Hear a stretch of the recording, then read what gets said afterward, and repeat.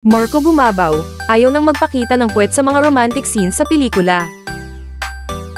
Sa kanyang mga paparating na pelikula, hindi ilalantad ng mainit na aktor na si Marco bumabaw ang kanyang puwet, o magsagawa ng frontal na kahuberan. Baka hindi niya magawa sa mga upcoming films niya since, ayon sa partner ni Christine Reyes, may kota siya sa butt exposure sa mga nakatrabaho niyang proyekto ng Viva Films. Napag-usapan ng paksa ng kahuberan at pagkakaroon ng love scene ni Marco sa harap ng mga kamera, sa isang panayam sa kanya na isinagawa ng talent manager at content producer na si OG Diaz.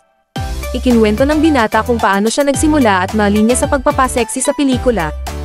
During that time kasi, kailangan kong maghanap ng image o kumbaga, paano ko ba ibabrand ang sarili ko?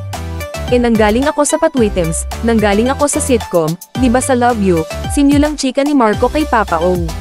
Pagpapatuloy pa niya, so sabi ko, hindi naman ako forever na nagmumukhang bata screen, kasi hindi naman tayo tumatanda ng paurong.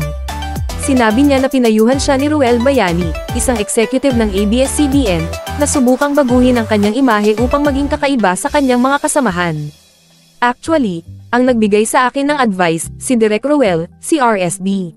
Siya yung nagbigay sa akin ng advice before na, bakit hindi mo kaya try na magpahang? Kasi lahat ng mga tao dumadaan sa usual na love team route or sa mga pakilig-pakilig, ganyan. Sabi niya, bakit hindi mo try? Magpaganda ka ng katawan tapos magpakahang ka, ang sabi pa raw ni Direk Ruel sa kanya. Pagkatapos nito, sumailalim siya sa mahigpit na ehersisyo para maging yummy at laro, para maipakita niya ang kanyang kwitan sa pelikula nila ni Ann Curtis. Actually, nung sa first time na nagpakita ako doon sa Just a Stanger, wala talaga siya sa script.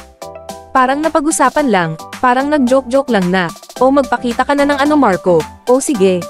So, nagulat si Direk Jason Paul Laksama na nag-game ako, kasi wala naman talaga siya sa usapan. Hindi naman talaga siya planado, say ni Marco.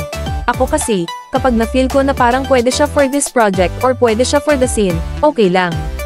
Kasi alam mo, kapag pilit o alam mo kapag hindi naman siya kailangan tapos gusto lang ng direktor na ipasok, lahad pa ng hunk actor. Pero for me, I know that Just a Stranger was my launching movie, especially pa of course, with Ann Curtis pa.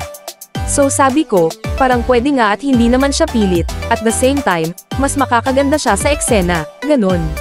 Parang on the spot sinabi namin ni Direk, nasa Portugal pa kami nun. So sabi ko, parang okay magpakita ng ano dito sa Portugal. Di ba wala ka sa Pilipinas? Sakto, parang lahat sumakto, dagdag pa ng jowa ni Christine. Sabi pa ni Marco, baka raw yun na ang huling pagkakataon na magpapakita siya ng puwet, oo last na yun, wala na. Hindi naman pwede sa lahat ng mga projects mo magpapakita ka diba? Kumbaga, anong ilo-look forward ng mga fans mo? Ano pang aabangan sa'yo kung lahat-lahat napakita mo na? So para sa akin, ang pelikula naman never mawawala ang pelikula diba? Hanggat nandyan ng isang pelikula, kahit years, hindi na siya mawawala. So kota na siguro ako para doon, aniya pa. Tungkol naman sa frontal nudity, I know, may magagalit na, hindi pwede. Okay na yung back, yung sa likod na lang muna, ang tawa pa rin tawang say ni Marco. Huwag kalimutang i-like ang video na ito at mag-subscribe sa aking channel. Salamat sa panonood.